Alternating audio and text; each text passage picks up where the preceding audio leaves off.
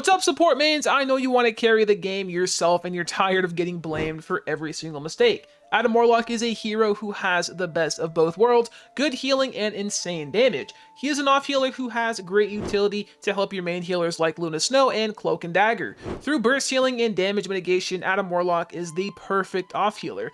In this guide, I'll cover his abilities, tips, and strategies to help you win more games. Let's dive in. From 0 to 20 meters, Adam Warlock's basic attack does 55 damage to the body and 110 to the head. It will take 5 body shots, 3 headshots, or a mix of these to kill a 250 to 300 health target.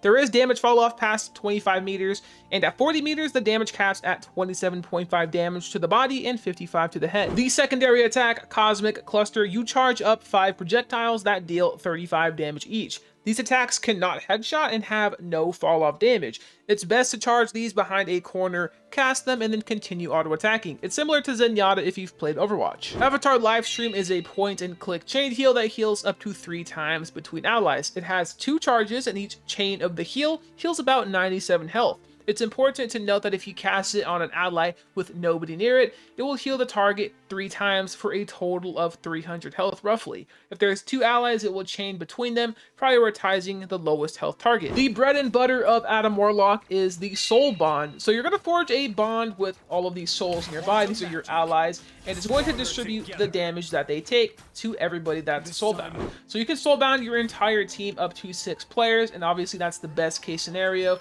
You really want to try to get as many of your team soulbounded as possible. I would say about 3 to 4 is what you're mostly going to get in your games, but ideally if you can get a 6-man soulbound, it's going to allow your team to play super aggressive, keep everybody up, and make the life of your main healer a lot easier. Regenerative Cocoon is your passive. Every 105 seconds, you have the option to resurrect to continue healing or declining the resurrection to regroup with your team. Obviously, don't res if you're getting swarmed by tanks and DPS players. Learning to hold this passive is part of getting better at Adam Warlock. Lastly, Karmic Revival. If played right, this can instantly save an objective. It is a mass team res that can resurrect anybody for up to 10 seconds after you cast the ability. Do not hold this ability either for 6-man reses. If your tank or DPS dies and you need the +1 to continue fighting on the objective, cast the ultimate. Do not be the 6-man ult clip farm guy. Nobody likes that. So with all of that covered, let's watch a few gameplay clips here to really get the hang of Adam Warlock. So we do want to cast our soul bond anytime our allies are in trouble. We want to mitigate the damage that they take all over to us. Once again here, as you can see, our basic attacks do a lot of damage, so we ideally want to be playing inside of our team next to our tank. We can't really flank with other healers, maybe like a Mantis who can maybe follow their DPS. We have to play in between our team. The further away from our team that we are, the more susceptible we are to dying and getting dove by champions like Black Panther. So make sure you're using your right attack, always charging around corners, prioritizing the DPS and healers that you see. Jump around, once again using these basic attacks to hit the healers and other DPS that are outclassed and outnumbered like this Bucky here. Always prioritize these players. Here is a very good example of what not to do. So we are overextended with our team with all of their respawns coming in. They end up popping all of our ultimates. I end up getting caught by the Gru ultimate and dying. We do have our passive up, which is insanely massive. We get the high ground, we cast our passive, and I notice my team here is really about to win this fight if I cast my ultimate. So I cast my ultimate, we're going in, we're going crazy. I have 2 charges of my heal, so I cast them. We got to be careful for the Bucky here because he does decide to engage on the top, but he misses us, and we are just casting our basic attacks, nuking all of the DPS while healing our team with our off heal. So the Scarlet Witch decides to cast her ulti, one of the worst ultimates in the game.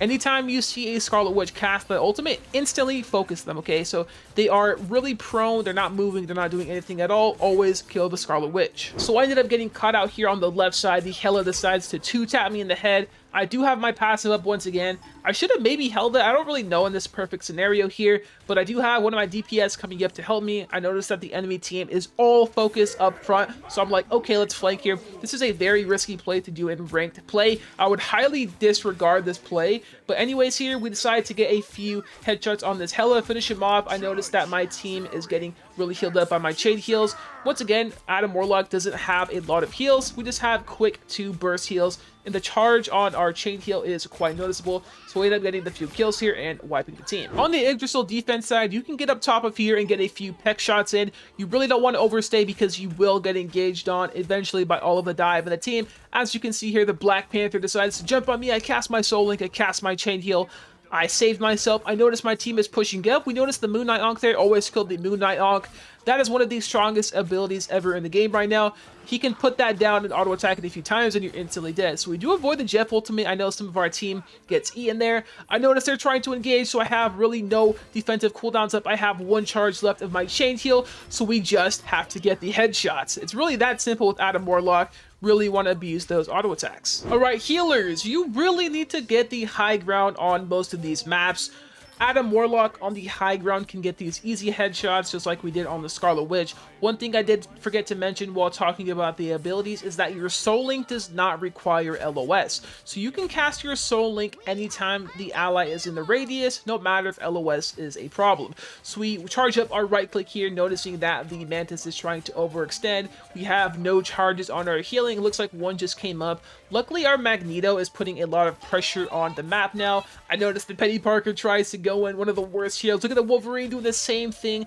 These easy kills. Look at the Mantis here overextending, no team, not missing a single auto attack. Here's a situation a lot of Adam Warlock players come in. We are low on healing cooldowns. We have to rely on our main healer. No soulbound, no chain heal. We have nothing. We notice that the enemy healer decides to engage here for whatever reason. I am playing super far away from my team, which is a very bad thing to do. I don't know why I did that here, but we ended up getting one kill on the Mantis, landing those headshots. And the same thing here on the Cloak and Dagger. Luckily enough, Adam Warlock doesn't really need a lot of healing cooldowns because we have our auto attacks. We notice the Wolverine here as well, trying to charge in, just permanently dead. We notice the Penny Parker trying to heal our team. We see the Hawkeye there. We have one chain heal up. We kill the Hawkeye, focus the Penny Parker here. Headshots, all dead. So I notice my team is really scared to engage here, so I have to take the forefront. They end up coming and following behind me. I'm in a very bad position here. We have no healing cooldowns, no Soul Link, no chain heals. Luckily enough, our tanks are somehow living. We have one main healer left. It's the Loki pumping these massive heals. I think I end up going down here. I get slept. I do have my cocoon, though. I'm going to res on top of the point. Hopefully we can stall as long as possible for our team to come. We really need to land these auto attacks here. The Mantis is dead. We have the Black Panther trying to run away. The Black Panther is dead as well. The Wolverine decides to come in as well. He's coming. He pops his passive. He's super dead here. The Captain America dies as well. Wolverine is trying to live as much as possible with that Berserker Rage. We notice that Cloak and Dagger and the Penny Parker is standing super far away. Luckily enough, that cocoon brought a lot of stagger and time to our team. So here is one of the best segments I've gotten on the launch of Marvel Rivals.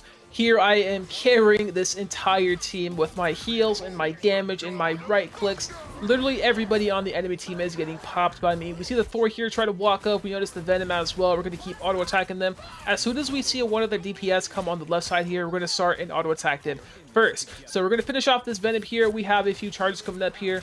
The Karmic Revival is also on deck, just in case our team gets destroyed. We notice the Black Widow here. We're going to cast our right click. We notice we have to reload, hit her one time, and there's another DPS here. The Wolverine decides to just get popped after his Berserker Rage. So luckily we see another Thor here. Is going to pop him a few times in the head. 1, 2, 3, dead. Now who is next? We see the Venom. Okay, Venom is coming in one last time, and that simply wraps up the game. That about wraps it up. If you want to show some support, feel free to sub, drop a like, follow my Twitch at twitch.tv/badmanbanana99, and I'll catch you in the next one. Peace, baby.